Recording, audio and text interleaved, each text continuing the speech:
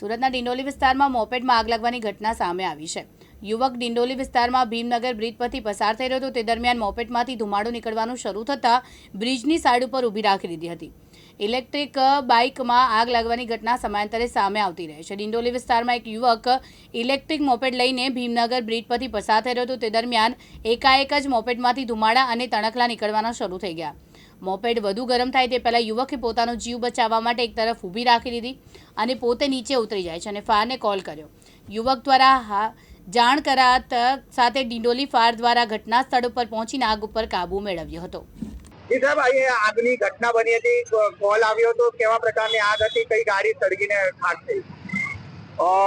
Control રૂમમાંથી message હતો કે આવી રીતે સાઈ પોઈન્ટની આગળ એક બ્રિજ ઉપર બાઇક સળગે છે એવો અમને કોલ મળ્યો હતો અને અમે ઘટના સ્થળે આવ્યા હતા। તો એક એક્સેસ કરીને છે ગાડી, તેમાં આગ લાગી હતી અને જે ગાડીને આપણે કંટ્રોલમાં લાવી દીધી છે। માલિક અત્યારે આવે છે।